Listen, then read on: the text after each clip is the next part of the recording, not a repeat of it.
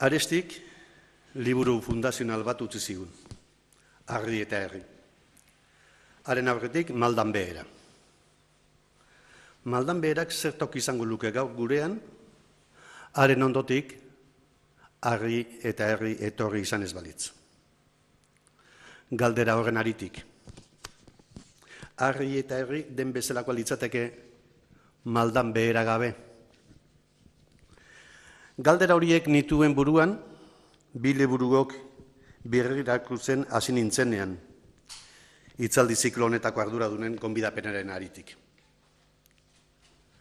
Arestik, liburu fundazional bat utzi zigun. Baina komeni da esatea, Arestiren Maldan Beherak aurreko garaia klausuratu zuela Lizardirena. Hain zuzen ere, aurreko garaitik, Arestik, estima hundienean zeukan poetarena. Fundatzen duenak, zerbait klausuratzen du beti. Normalean, obra batekin betetzen ditu bi funtzioak. Kasuak ezaguna dira, Cervantes aipa dezagun. Baina Arestik, liburu bana eskaini zion funtzio bakoitzari. Batekin garai bat klausuratu, bestearekin, bigarrenarekin, garai berri bati ekin. Bere munduaren neurria ematen ari zen.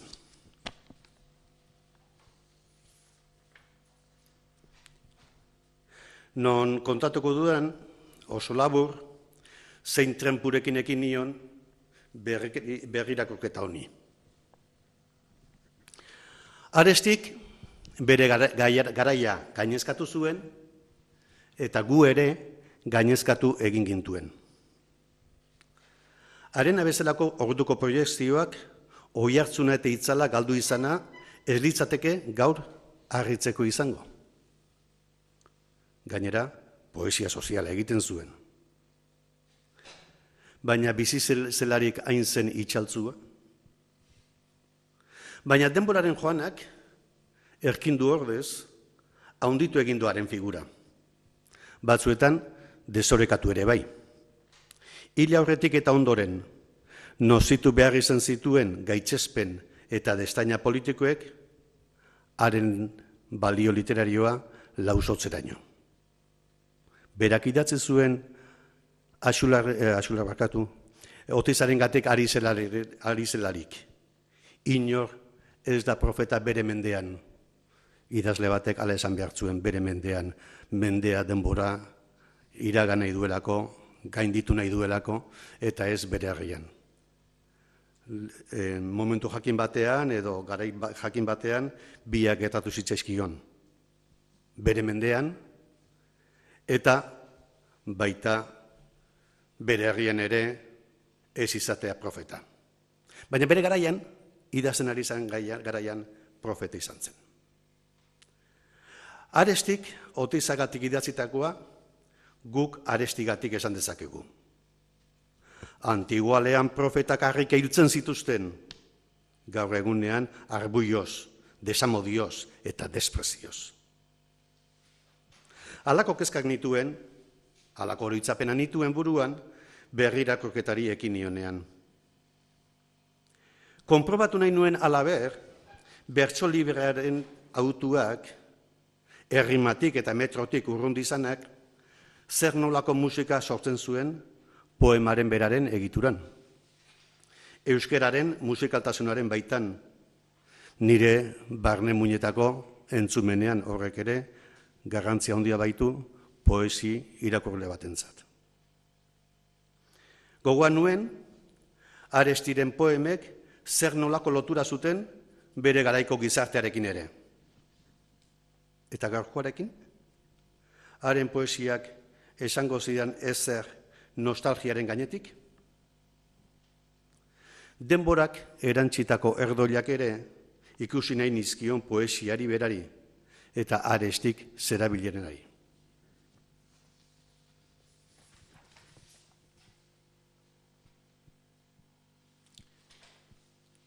Poesiaz hitz egiten baldin badugu, epaiak poetikoa behar du izan. Zerukarriako artikulu batean, Arestik maldan behera liburuagatik eskatzen zuenak ez du gaurkotasunik galdu. Nire liburua poesia liburu bada eta alde horretatik juzgatu behar da, haren baloreak. Arestik Lizardirengatik esaten zuen bera, esan dezakegu guk Arestirengandik. Lizardi ez da esplikatzen. Lizardi konprenitu egiten da. Egun batean gizon eskolatuak etorriko dira, eta gorputz edo hilotz ustel bat baliz bezala, autopsia zehatz bat egiteko asmoa ekarriko dute. Filologoak, eskola gizonak, linguistak, hizkuntzaren aztertzaileak, gramatikoak, hoek, gizon jakintsu guzti hoek, hizkuntza eta eskritorearen etsaiak dira. Aresti ere, Lizardi bezala ez da esplikatzen. Aresti konprenitu egiten da. Baina hori egia izan dadin, Aresti irakurri behar da. Horretan ari nintzen.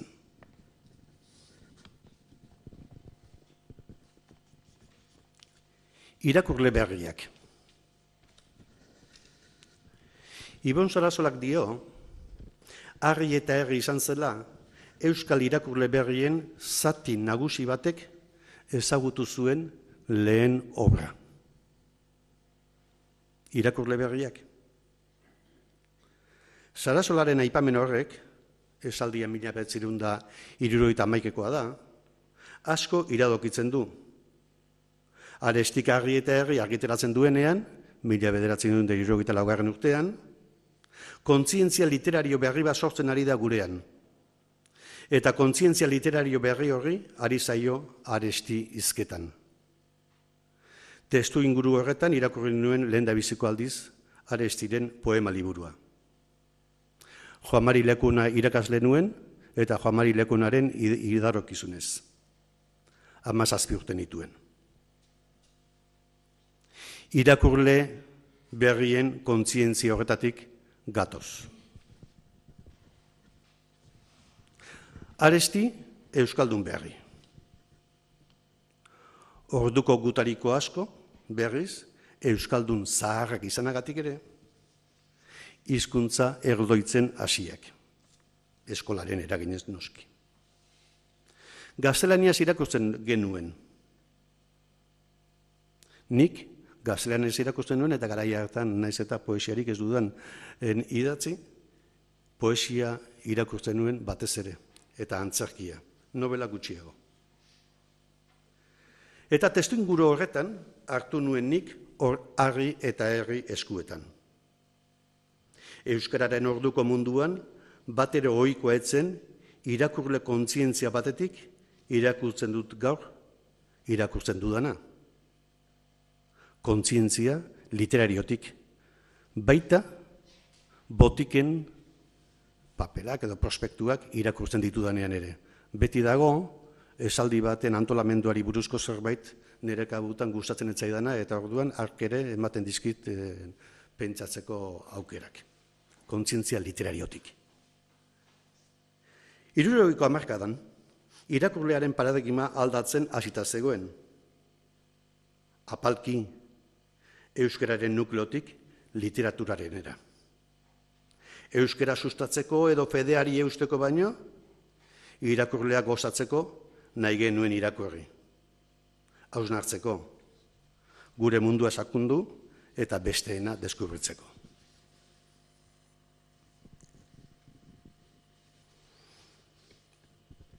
Ispiluarena. Harri eta Herrik,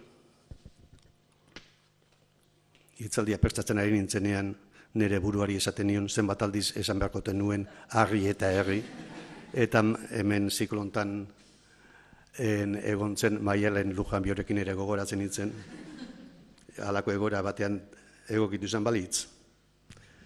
Bada, Harri eta Herrik deskribatzen duen munduaren erdi-erdian irakurri nuen lehendabizikoz Harri eta Herri.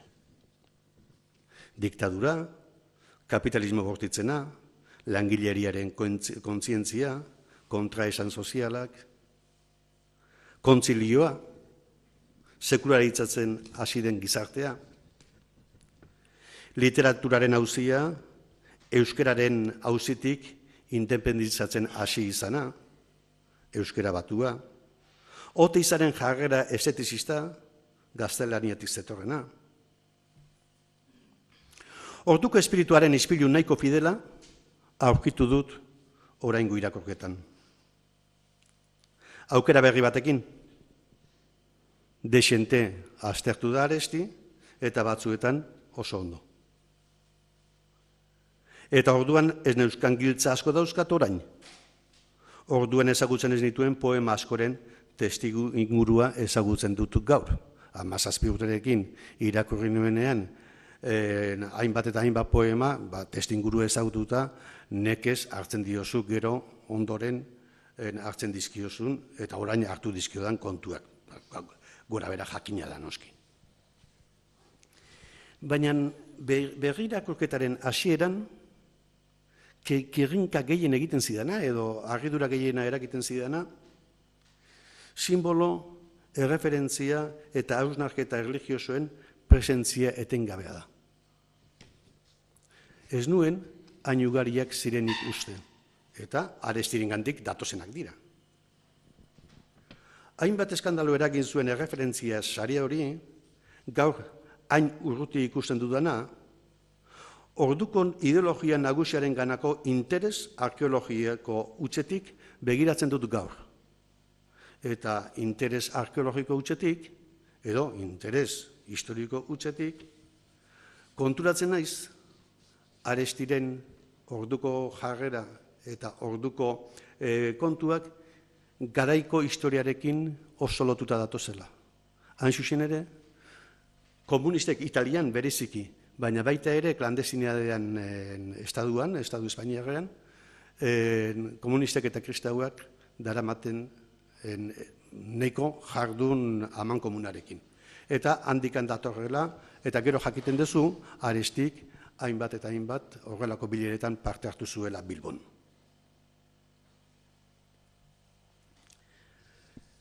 Nola nahi ere, eta hau Arestiren alde dago, kristautasunaz egiten dituen aipamenetan, sozial ikuspegiko Jesus bat ageri da beti haren testuetan. Ez Jesus instituzionalizatu batena, espaldin bada egur emateko. Zer esan goian aipatu ditudan beste kontuei buruz, diktadura, kapitalismo bortitzena, literaturaren auziarena, Oteizaren jarrera esetizizena, hortaz azkenean jardungo dut. Eta beste horiek ezagunat dituzuenez, aurrera segituko dut. Paradigma aldaketa, erlijiotik gatoz. Profezia liburu zahar baten irakurria, Bibliaren arabera. Eta zu, Belen, benedikatua izanen zara, munduko hiri guztien artean. Zure zabeletik jaioko baita. Profezia liburu berri baten irakurria, Gabriel Arestiren arabera. Eta zu, Traveriz, benedikatua izanen zara munduko hiri guztien artean. Zure sabeletik jaioko baita. Paradigmaren aldaketa bete-betean gaude. Belendik Trebizera, Jesus jaio zen herritik, Marx jaio zen hirira. Jesusen gandik, Marxen gana. Paradigma aldaketak ordea, Arestik imaginatu ere egingo ez zuen beste bide bat hartu zuen. Eta orain, konsumismotik irakurtzen ditugu. Irakurtzen baldin baditugu, Biblia. Irakurriko genuken kasuan, Marx irakurriko genuken kasuan, eta Aresti irakurriko genuken kasuan. Mailua eta egitaia. Gabriel Zelaiarentzat, kontu jakina da, poesia baldin bada un arma cargada de futuro, beste Gabrielentzat, Arestirentzat mailua da. Esanen dute hau poesia ez dela, baina nik esanen diet poesia mailu bat dela. Gure mundutik etorrita, aurreko literaturetik etorrita, garo usainetik etorrita, egitaia ere aipasezakeen Arestik. Ikonografia komunista osatzeko. Baina Arestik, baserritik fabriketara eraman nahi du euskal literaturaren begirada. Eta Arestiren Bilboko geografian ez da usatzen egitairik, bai ordea mailurik. Herriaren kontzientzia pizteko arma baliagarria da poesia. Eta literatura gizartea aldatzeko gai ere bai. Horren ustea dario etengabe Arestiren poesiari. Langileak eta langile mundua, minoriak, baztertuak, ahaztuak. Bilbo bisitatzera etorri den gizon aberaz batek, Deusto seinalatzen dionean poetari, eraikin handi hura zer ote den galdetuz, poetak, Arestik, hijitoen txabolak ikusten ditu Deustu atzeko mendi maldetan.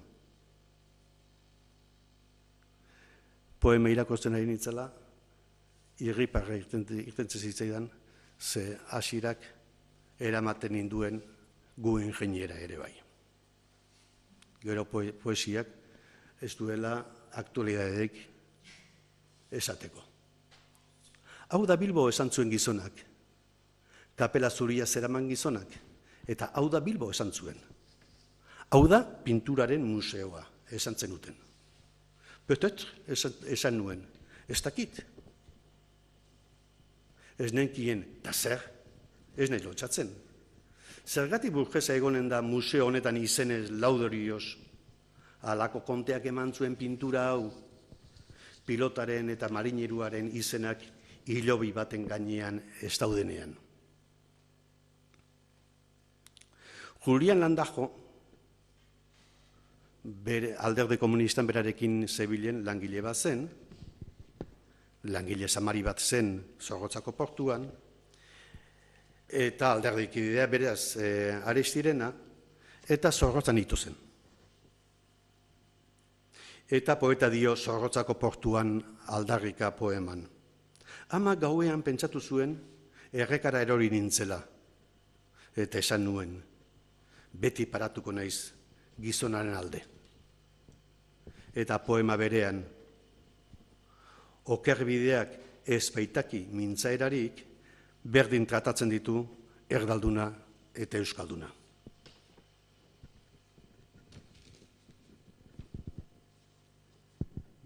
Denbora hurbila, denbora poetikoa. Arestiren poemetan, elementu garaikide asko agertzen dira, pertsonak, Oteitza Aresti, Ataungo Jose Miguel, Mikel Asa. Tokiak, Arantzazu, Bilbo, Deustuko Unibertsitatea, Getaria. Gertakariak, aleman barku baten etorgera, Lasaren poema batzuk irakurtzen dizkio Oterori, baina poemen denbora ez da sekula oraina. Izatez, ez da iragana edo etorkizuna ere. Poemek beren denbora propioa dute, denbora esentziala, eta denbora horretan jartzen gaitu irakurleak. Gure denbora zaratago dago poesiaren denbora. Baina hor nun, poesia sozialaren arrisku handiena, denbora poetikotik hurbilegi egotea. Edo denbora poetikorik ez eraikitzea, hala diote behintzat kritikariek.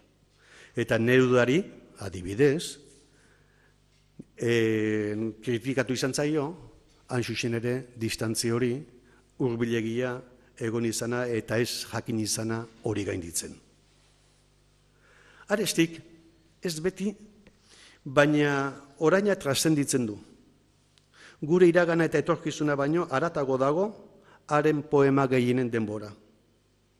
Horregatik egiten zaizkigu 40 urte geroago gaurkoak. Inor ez da bitan bainatzen ibai berean. Ez da poema berean ere. Gertatzen dena da, Arestiren poemagintza hori, pentsatzen dut, arrazioetako bat, neurri handi batean dela, gaur eusten baldin badio poemagintza horrek, eta gaur oraindik ere, bigentzia baldin badu, gaurkotasuna baldin badu, eta ez baldin bazaigu arrotza edo arrunta egiten, neurri handi batean dela, garai berri bat eraikitzen ari den garai batean idatzita dagoelako liburua, eta neurri handi batean garai horren lekukoa delako.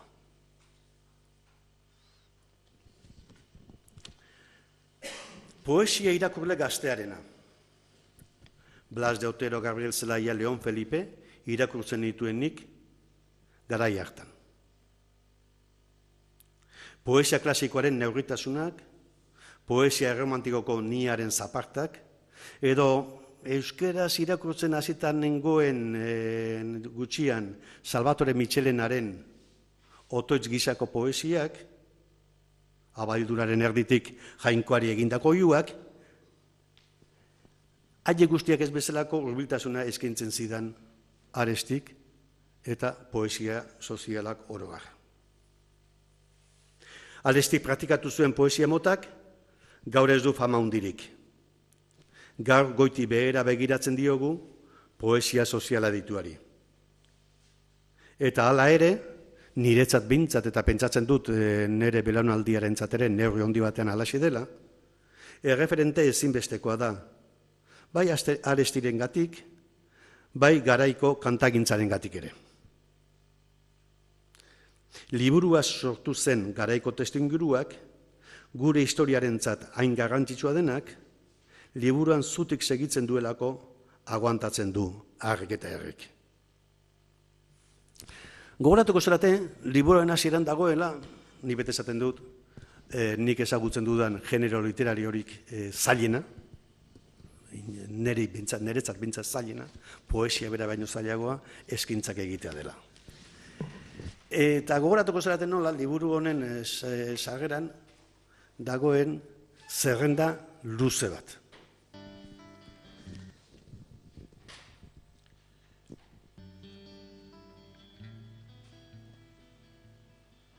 Liburu eskaintzak. Liburu honen azken asmoa, Martin Maria Arrizubieta eta Larrañaga jaun erretoreari eta Josepe Azurmendi eta Otaegi Frantziskano fraile gazteari eskaintzen diet. Gainera, aurrenekoari bigarren parteko A, B eta V bikoitza poemak, bigarrenari D, G eta Z poemak, bigarren partekoak, eta hirugarren parteko M letra daramana. Antonio Arrue jaunari eskerrak eman behar dizkiot hemendik, gure izan delako nire kritiko bakarra. Erantzuna ematen diot euskara klaroa deitzen den poemarekin. Aingeru Irigarai jaunari, nire prekritikoari, goraintzi bat. Koplagnori eta Luis Michelena jaunari. Axularren gaineko ditxoak Emanuel Lekuonari. Diruaren gaineko ditxoak Rafael Castrori. Gainerako ditxoak Ziriako Parragari. Lehen partzekoa poema Dominico Peilleni. C poema Greziaga Aizperi. D poema Julian Landajo nire lagunzenari, zorotzan izan zuen heriotzaren oroipengarri.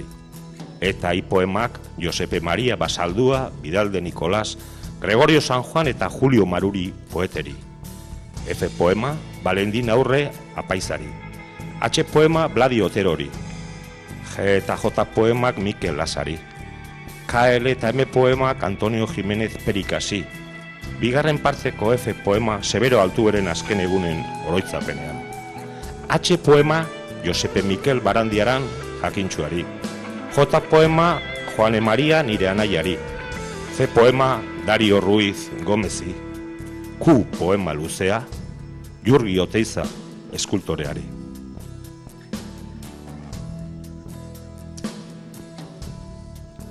Eskintzak, bueno, Arestik egiten zuen ezen kasualitate bat izaten edo kapritxo edo zerak improvisazio gutxe izaten, eta eskintzak nola Arestigatik esaten da, aipatzen da bere poema famatu bat esaten duena ni naiz munduaren neurria.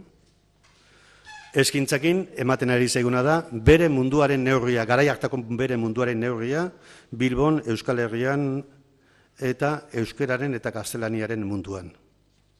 Batetik, euskeraren erreferentzia mundua daukagu eta horren mapa edo atlasa daukagu.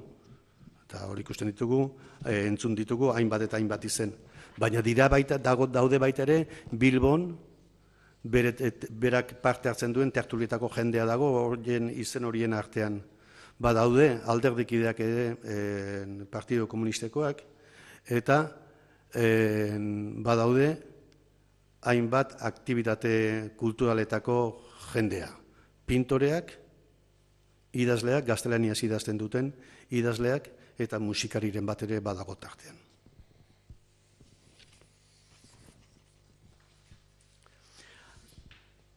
Arestik, poetatzat dauka bere burua. Bere nia munduaren neurritzat hartu duen poetatzat. Behin eta berriro errebindikatzen du bere poete izaeraren kondizioa. Kontsekuentzi guztiekin. Poeta naizen ezkero, ez dut zerurik espero.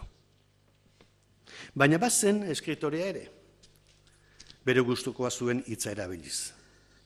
Antzerki eta ipuinak ere idatzi zituen. Poesia ugariaz gainera, prosa literarioa itzuli zuen. Artikulu andana luze eman zigun.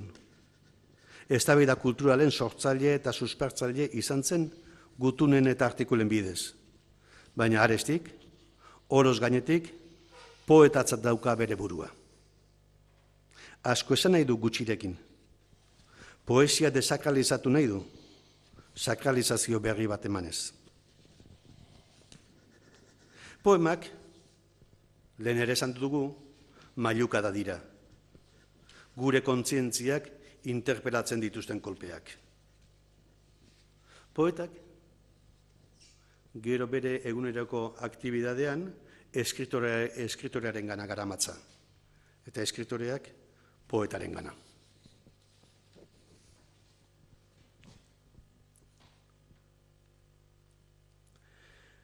Bertso librea, bertsoa libre.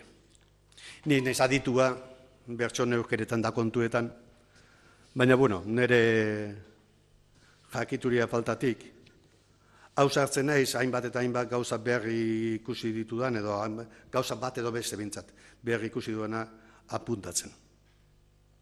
Interesgarria iruditzen zait, bertso libreen tajukeran, Arestik segitzen dituen estrategiei begiratzea. Noiz, errezitazioaren tempusa bizkortzeko balio dio.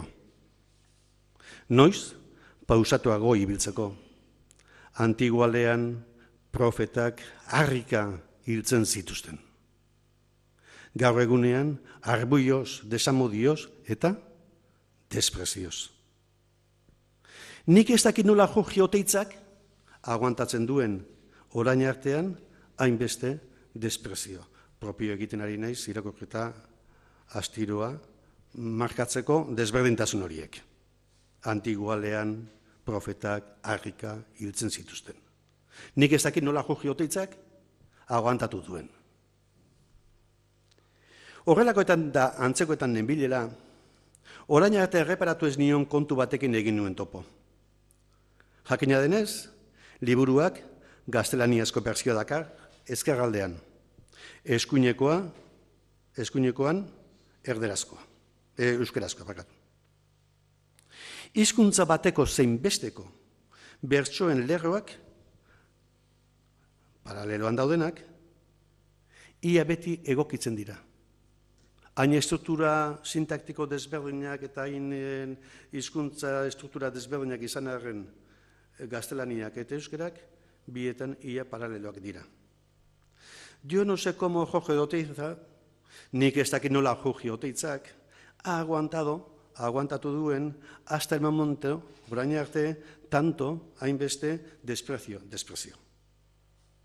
Eta hau etengabea da, jarri dut adibide txiki bat, baina hau etengabea da. Hainbat eta hainbat poeten kasuan, euskal poeten kasuan, ez litzateke hau posible izango, paralelismoa bilatzen. Itzultzailearentzat txollo bat izango balitzera. Bi hizkuntza hain desberdinak izan da, ia beti lortzen du lerroen paralelismoa. Sintaxiak eragindako lerro aldaketa txiki batzuk gora bera. Eta jartzen detola adibide xume bat. Los piojos de Bilbao se han extendido a toda Baskonia. Bilboko zorriak Euskal Herri guztira sakabanatu dira. Sakabanatu dira Euskal Herri guztira izango litzatekeena bestearen ereduaren arabera. Baina sintatiko gora bera txop bat edo beste kenduta funtzionatzen du lehen esan dudan erabera. Zergatik? Batetik, garbi dago, Arestiren estilo zuzenaren erakuslea dela. Aukera handia ematen dioena, subordinatuetatik eta perifrasi luzetatik libre ibiltzeko. Horietatik libre ibili nahi duelako. Baina nabarmena da, hor badagoela, beste intentzionalitate bat ere, eta nire irudiz aztertu beharko litzatekena. Arestiren ereduak, Leizagarain handik datorrenak, parez pare jarri ditu hizkuntza erromanikoa eta euskera.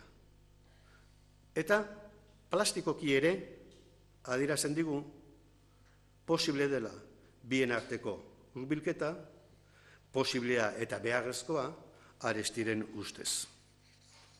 Eta aholkatuko nuke perspektiba horretatik irakurtzea gauza hauetan bentsat interesatuta dagoen perspektiba horretan irakurtzea hainbat eta hainbat poemak, adibidez, Oteizari eskintzen diona. Profeta bat Bilbon. Esanen dizutegia hau ez da usategia. Gauza zelaiak errezak edonork konprenitzekoak esan behar ditut. Egia bat esateagatik, alabak hil behar bazaizkit, inor badio, nire etxean ez dago bakerik bila beza bakea auzoko etxean. Eskubetek abiltzen du nik egia. Angel Zelaietak, seguru asko Arestiren lana hurbilenetik ezagutzen duen personak, askotan aipatzen du Unamunoren isla eta itzala Arestiren obran. Biak bilbotarrak izatez gainera, biek antzeko ite profetikoa dute, bai beren izakeran, baita beren poemagintza gehienean ere, baita nia obra literarioaren ardatz bihurtzerainoko eginalean ere. Batzutan estrategikoki, eta beste batzutan, nortasunak hartaraxe derrigortuta. Unamunoren laino nobelako Augustoren ifrentzua izan nahi du Arestik. Sortzailearekin enfrentatzen dana, ekintza poetikoarekin enfrentatzen dana. Bere buru haragizkoa eraman nahi du poesiara, eraikin poetikoaren personai bihurtu nahi du bere buru hori, Augusto izan nahi du Arestik. Arestik, Unamuno bezala, esatera doana indartzeko erabiltzen ditu aipamen personalak, bere gora berak, niaren presentzia etengabea, ez da tresna bat baino bere munduaz hitz egiteko.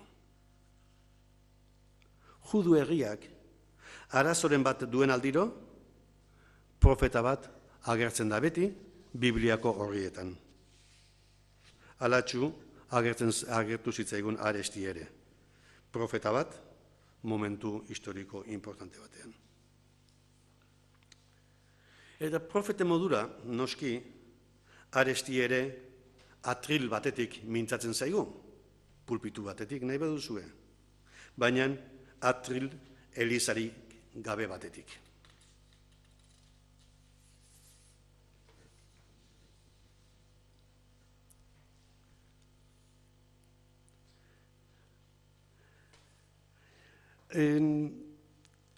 Berrirakurketa honetan, topatu dudan kontu bat, eta iruditzen zait, interesgarria litzatekeela, aztertuta dagoena baino gehiago, aztertzea. Arestiren mundu mapa eta Dante. Arestiren itzulpenen artean bada bat apenas aipatzen dena. hasi zen Danteren jainkotiak komedia itzultzen. Infernuaren zatia hain zuzen ere. Eta liburuko lehen kantuaren itzulpena egin zuen. 3 folio besterik ez dira itzulpenenak. Bertan, Dantek bere ibilbide personala kontatzen du. Eta Arestik ez du bertsoz ekartzen euskarara, baizik eta prosan. Eta nola dio Dante euskaratuak. Gure bizitzaren bide erdian, oian ilun batean aurkitu nintzen, eta han zuzeneko bidea ez nuen ikusten. Hene, pentsamentuan beldurra berrestatzen duen basati lakar eta gogor hau, zertzen esatea gauza gaitza da benetan. Halako baten ordea, Dantek Virgiliorekin egiten du topo. Aiz Virgilio mintzairazko hain ibai handia sortzen den iturria? Ez dakigu Arestik noiz egin zuen Danteren itzulpentsua. Interesgarria litzateke jakitea. Bide batez, gainerako itzulpenen datak jakiteak ere, informazio ugaria emango lieke gauza hauetaz arduratzen diren ikerlariei.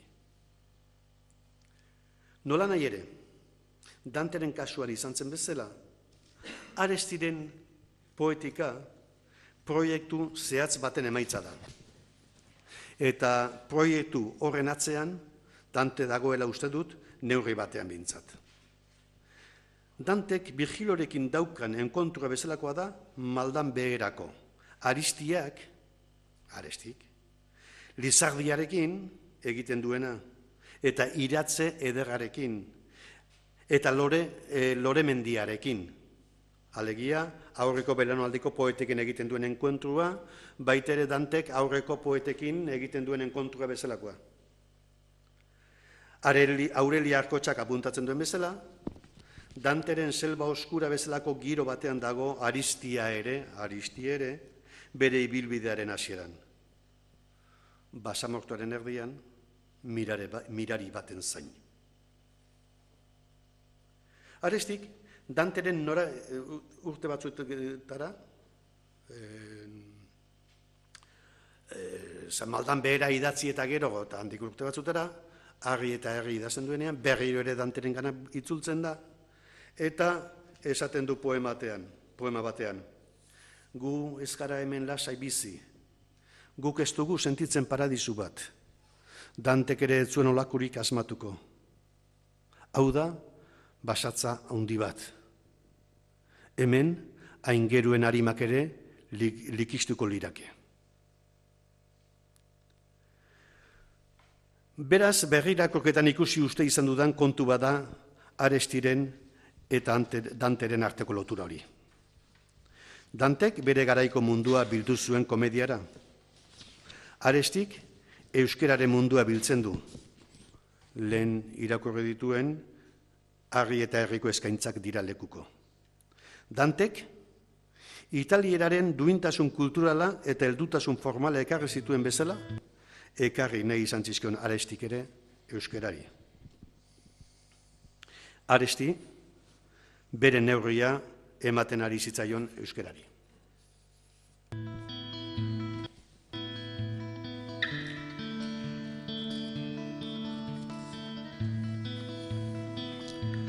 Nire buruaz mintzatzen naizelako munduaren neurria. Barka biezadate, nork bere begiekin ikusten ditu gauzak. Eta nork dioz niri Laudioko kanpondorreak ez dakuzala. Nork? Nire buruaz mintzatu behar dut, ura delako, ni naizelako, hobekien ezagutzen dudana. Nire bularra labirintu bada, deralo bat, eta bertako kale kantoi guztiak ezagutzen ditut. Bertatik ibiliko naiz nola komodatik ohera, harimaren begiak itxutzen dizkidaten egunean ere. Dena dela, ni naiz mintzatzen naizena, eta mundua diot, nire ziorraz neurtu behar dut mundua, beste neurririk ezin baitera belket. Nire bularraren gainean zer dagoen? Hori bakarrik jakin nahi dut. Mintzatzen naiz nire buruaz.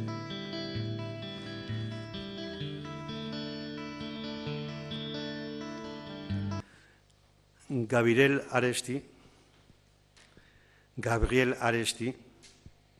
Garesti jauna. Aristia, Lizardia, Iratzederra, Loremendia, aipatzen ditu Arestik maldan beheran. Aresti, ele jostari bat daukagu hor. Hasiera bateko sinaduretan, Gabriel idazten du, eta ez Gabriel. Segura asko, Severo Altuberen, irakasle izan zuen, euskara irakasle izan zuen, akademikoaren eraginez. Norbert Tauer, Gabriel izenez zuzentzen zaio gutunetan. Beti. Gabriel deitzen dio Mikel Zaratek ere. Eta gero, pasatzen da momentu jakin batean, Gabriel izenpetzera bere lanak. Baina hainbat gutunetan, batez ere bere diatribetan eta bere polemiketan hainbat euskaltzaleekin, batez ere aurkariekin, Garesti sinatzen du. Garesti ordainduko duzue edo Garesti kobratuko dizuet, nahi da bezala ulertu. Alegia, iniziala eta Arestirekin joku eginez. Jurgi Oteitza ematen du beti eskulturaren izena. Bai, hainbeste zerak, euskararekin hainbeste kontu darabilkik, nik beti Jurgi Oteitza deituko diat. Josepe deitzen dio Jose Azurmendiri. Ez dakit, halako gabonetako kanten zako jartzun bat badauka, eta uste ironikoa badala neurri batean. Lizardi miresten baldin bazuen ere, eta aurreko belaunalditikan salbatzen duen bakarra beti, Lizardi baldin bada ere, batean Elizardi deitzen dio. Bintzat nik batean ikusi dut, horrela deitzen, Elizardi. Atxular deitzen dio Atxularri, hori ja beste kontu batzu dira, eta zerrendan Dominiko Peilien deitzen baldin badio ere, gero poema batean, eta behin baino gehiagotan deitzen dio Don Peilien, eta neri behintzat etortzen zaizkit Don Perignonen halako oihartzunak. Izenen adibidea jarri dut, baina beste asko jarditzaket, horrelako izen joku asko dago bere obran. Haren gutun eta eskuizkribuetan, artikuletan, askotan letxetxar askorekin. Oso espiritu jolastia du hitzekin, etekin polita ateratzen dio hitzen arteko oskidetzari. Esan nahi eta deitura sare bat eraikitzen du Arestik. Bere niaren neurrira egokitutako mundu bat ajutzen du. Hitzjokoak izanagatik ere, hitzjoko gutxa gainditzen dutenak. Berrirakurketak ekarri didan beste aldeetako bat, hizkeraren poz hori izan da.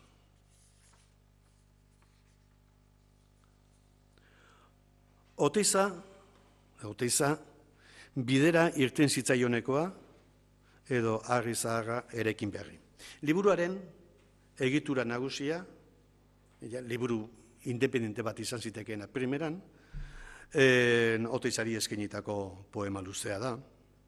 Eta garrantzi izugarria izan zuelako bai bere bizitzan, bai bere liburu honetan konkretuki, eta gero ondoren biek garrantzia handia izan dutelako, Oteizari buruzko, Oteiza eta Arestiri buruzko kontu batzuekin bukatu nahi nuke ja emandako denbora agortzen ari zaidalako. Beste kontu batzuk utzita behar badak gero elkarrizketarako edo beste okazio baterako, liskarri gabeko beste okazio baterako. Etzen lehen dabizuko aldia Arestik topo egiten zuena, harriaren indar simbolikoarekin. Triku harriak, Durangoko Mikeldi harria, gure mendietako harria, bai Oteiza eta bai Muñoz inspiratu zituena, ni beti Arantzazura jaten izan gutxitan, eta gero Elizan ikusten dudanean, Muñozen erretabula eta hango zera guzti hura paret guzti hori, altareatzeko paret guzti hori eta bar. Edo, Oteizaren hainbat eta hainbat eskulturekin, aski da, Aralarrea joatea, zenbat eta zenbat, aldiz ikusten ditugun harri antropomorfikoak, gainera harri klase horrekin osatutakoak, eta hainbeste gogoratu erazten dutenak Oteiza. Baina hori baino lehen, edo horrekin batera, harriarekin zerikusia duten irakurketa poetikoak dauzka Arestik memorian, batzuk itzulitakoak. Manuel Mariaren poesia, Celso Emilio Ferreiroren Longa noite de pedra liburua, baina batez ere Eliot. Haren poesia itzultzen ibilia da Aresti, eta ezaguna du, harri zaharrak eraikin berri batentzat dioen bertsoa. Arestirentzat ez da aldarri txarra egin nahi duena burutzeko. Ezaguna du alaber, Elioten beraren, dezifratu ezin diren harri zaharrak bertsoa. Berak itzulia. Hain zuzen ere, gure historia aurreko harri zahar berak, Oteizaren kromletxak, dezifratu ezin diren harriak. Baina lehenik eta behin, Arestik herriaren eta harriaren arteko oskidetza dauka. Bien arteko antza dauka. Oso etekin handikoa, harriari buruzko trilogiaren giltzarri edo harri maisua izango dena. Eta, hasten da, halako batean, Oteizaren eta Arestiren arteko harriaren lehia. Imaginatu, oesteko pelikula bat. Oteizak bezala, Arestik ere, harria ardatzat hartzerakoan, dezifratu ezin den harri zaharra hartzen du gaitzat, baina gaurko herriarekin lotzeko, harri zaharrekin eraikin berria jasotzeko. Euskal identitatea historia aurrera eramatea baino, Oteizak egingo duen eran, Arestik, historia aurretik gaurko garaira ekarri nahi du harri zaharra eta herri berria eraiki. Atzoko harria eta gaurko herria batera, etorkizunari begira. Oteiza, historiatik, historia aurrera doa. Aresti, historia aurretik, historiara dator, horra aldea. Eskultoreak historia aurrean aurkitu nahi zuen euskal identitatearen eta estetikaren ezaugarri nagusiaren sorrera. Horrek arazo asko konpontze zizkion. Eta ikusirik eraikuntza megalitikoetan ageri denutxa, Oteizak abanguardiako eskulturgintzara ekartzen du huts hori. Eta ekarriaz, abanguardiara ekarriaz huts hori, tartean, orduko, nolabait esango genuke espiritua, orduko esentzia, euskera, ja zer, harri horietan dago, zertako beste nekerik hartu. Arestik ordea, harriaiek jaso zituztenen hizkuntza dauka, herriaren mintzoa, eta mintzo hura da modernitatera ekarri nahi duena, eta ekartzen duena. Berea ez da, hutsaren gaineko espekulazio hutsa. Arestik etorkizunean ikusi nahi du Euskal Herriaren aro ideala, baina hizkuntzaren agiri gabe ezin etorkizunik eraiki. Etorkizuna nahi duelako iraultzen du poesia, zertarako bestela. Eta etorkizuna behar duelako, behar du euskararen batasuna. Bestela, zertarako hartu hainbeste neke. Koskotan den, 1972koa da. Harri eta herri, 1974koa. Bi liburuen artean, 2 urteko tartea. Eta hortik tiraka, hainbat konsiderazio egin izan da, Oteizak Arestirengan izan zuen eraginari buruz. Koskotan den eta harri eta herri urte berean kaleratu ez baziren ere, 1962 dute biek aldez edo moldez bataioa. Arestik, liburua lehenagotik idatzia zeukan, eta baimenak direla, inprenta kontua direla eta bar, desente atzeratu zen. Seguru, argitaratu baino lehenago, ezagutzen zuela Arestik oso ondo koskotan den. Baina ez dago hainbeste ainako diferentzirik, alderik fetxetan. Eta Aresti dio, nik ez dut Jurgi Oteitza ezagutzen, baina hainbeste bider ikusi ditut haren harriak, haren apostoluak, bueno, oraindik ere jarri gabeak, han bazterrean zeudenak. Nik ez dut Jurgi Oteitza eskultore ezagutzen, dio Arestik. Arestik ez zuen ezagutzen Oteitza harri eta herri idatzi zuenean? Izan liteke errekurso poetikoa. Gauza asko izan liteke. Tartean, Aresti esaten ari da ez duela eskultore ezagutzen, apostolua frisoan, justiziak zordion tokian, ikusi arte. Interpretazio hori ere kabitzen da poesia baten frisoan. Nola nahi ere, poema idatzi aurretik Oteiza ezagutu izan ez balu ere, gero bai, gero ezagutu zuen. Eta harreman sarri-samarra izan zuten, hala esaten digu behintzat, eta hala esaten dio Oteizak Xabier Leteri, honek garai aldizkarirako egin zion elkarrizketa batean. Aresti y yo fuimos amigos, discutíamos particularmente de teatro, poesía, política cultural. Un día salía yo de la biblioteca de la Diputación en Donosti. Él iba a entrar, conversamos, discutimos. Me dijo al despedirse, bajando la voz y dejándola en mi oído: te tengo miedo el día que hables en euskera.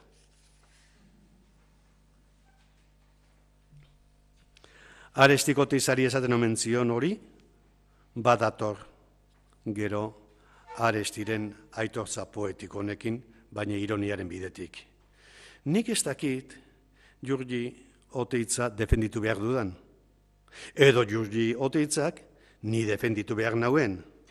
Espaididate esan norden bietatik emezurtzago. Mila esker.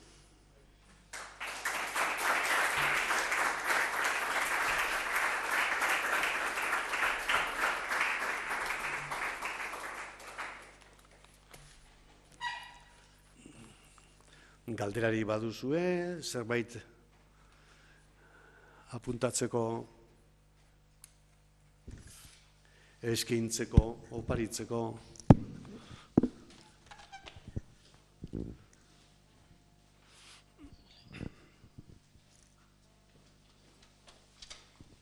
Ahaztu baino lehen, irakurtzen jatunta dena Mitchell Murua da, eta musikak propio gaurko ekitaldirako egin ditu Jesus Mari Lopetegik, gure bion lagun zaharrak.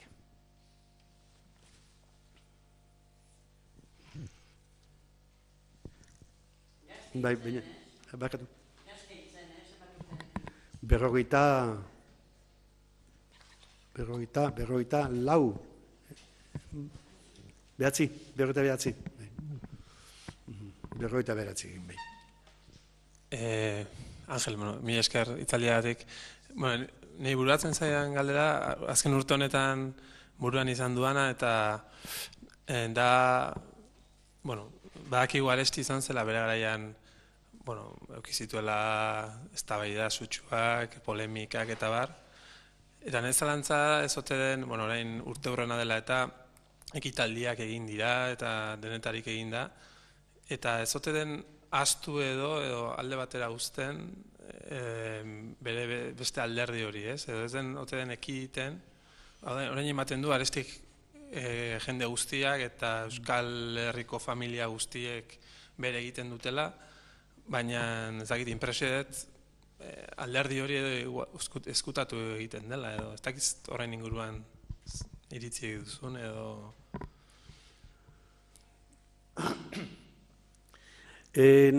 Nik dakidanaren neurrian bintzat, aresti polemikoak,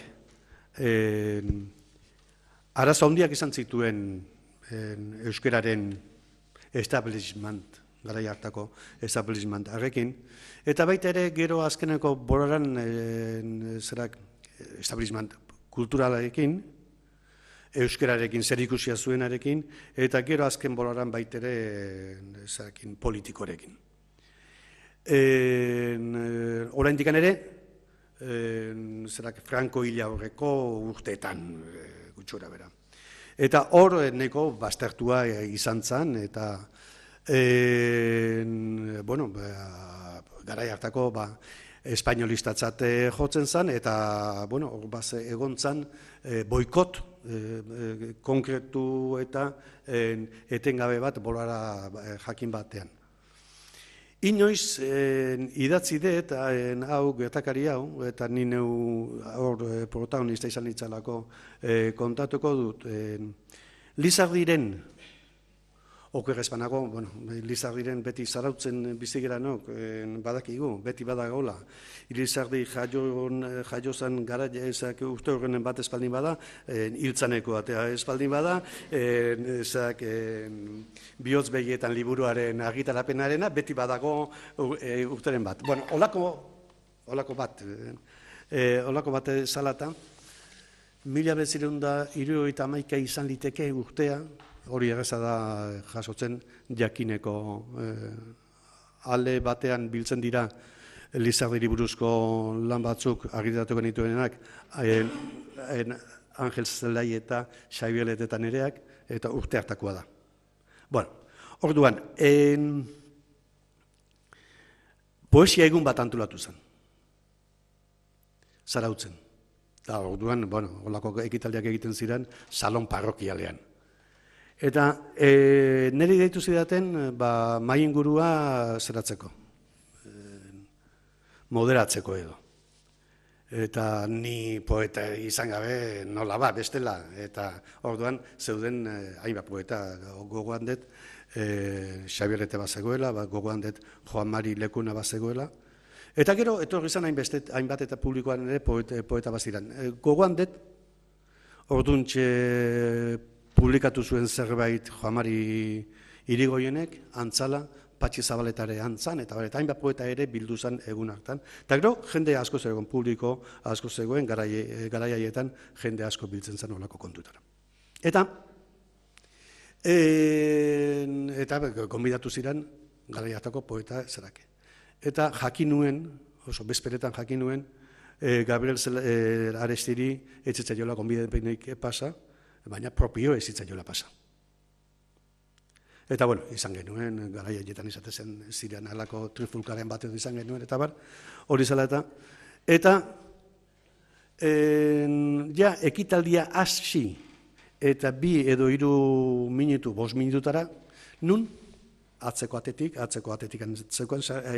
zeukan sarrera lokalarrek eta dauka, eta nun sartzen diran Aresti eta Angel Zelaieta, biak, eta etortzen dira da publikoaren atzean jartzen dira, poste baten atzean, poste baten ondoan. Eta orduan ikusi nuenean, Gabriel ikusi nuenean, deitu egin nion. Gabriel, zure tokia hau da. Eta aldegin zuen ekitaldia bukatu baino lehenago. Handikan hilabetera hiltzen. Zegoen berde zegoen, gaitzaren zaekin ondorioekin eta zegoen, eta bar. Eta, hori edanak pasa zituen, Gabriel Arestik, horiek, eta nik ezagutzen ez ditudanak, hori kontatzen dut, ni neu hanengoelako eta lekukoa izan nintzelako ez. Eta, berak esatuen den hori ez, inor ez omen da, profeta bere mendean, berari tokatu zitzaion garai hartan mentzat, garai jakin bat izan zen, hori etzegoen, praktikoki horrelakorik etzegoen, Burgosko prozesu bitartean. Nik ezak eskitenak gero, ze historik gertatuko ziren horrez, ni oso gaztean nintzen orduan. Eta baina hortxe, 71 buelta hortan hasiko ziren kontu horiek bere militantziagatik eta bere militantziak erakindako kontu hauek. Eta hori, hiltzen arte sufritu izan zitenek, eta gero ondoren ere, asko zabaldu zirenak, eta nolabait, ez dakit, baina ia apestatu bat bezala eduki genuenak, hain behar zikruetetan eta bar, aresti. Gero, zorionez, gauza hauetan, denborak, segun eta ze kontuetan, denbora gu baino barkaberagoa izaten da, eta orduan konpontzen dira nola baitez. Baina uste dut, kontu hauek baitare aipatot beharko genituzkeela, nola hainbat eta hainbat gauza auspotzen ditugun oharkabean batzuetan eta ez bat ere ohar handiz beste batzuetan.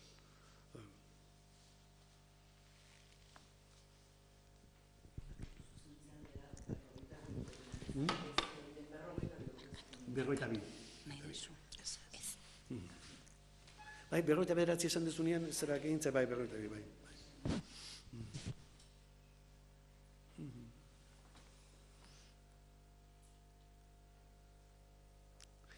Gero zan,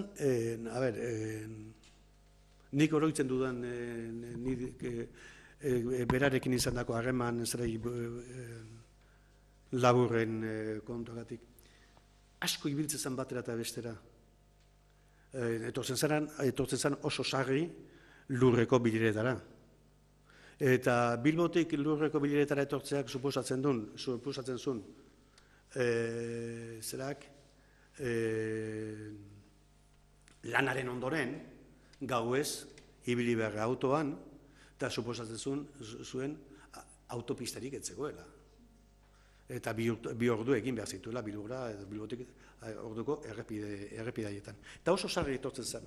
Eta beti edozein ekitaldi edo zegoenean interesa zuena berarentzat, etortzen zen Donostiara, oso sarri. Eta gustatzen zitzaion ikaragarri, nolabait, idazle berriak ezagutzea. Norbaitek zerbait publikatu orduko, aresti ibiltzen zen haren atzetik, ongi etorri klub ontara esateko, nolabait esan ez. Eta bilerak eta egiten genituen, ni gogoratzen naiz, ni Bernardo Atxaga ezagutu nuen Ondarrun, ez dut uste lehenago ezagutu nuenik, Ondarrun bilera batean, orduan antzegoen jatetxe bat, hemen zera bezala, aurrera bezala, han ere bazegoen jatetxe bat aurrera izenekoa, eta nolabait, euskal jendea eta asko biltzen zen ja itxita dago. Eta han bilera batean izan gilera.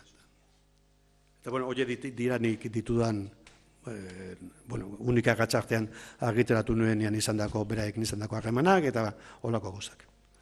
Baina orduan oraindik ere ez dago giro hori. Edo giro hori orduntxe hasi da pixka bat zeratzen, lurrekin batera behar bada. Lurren sorreraekin batera.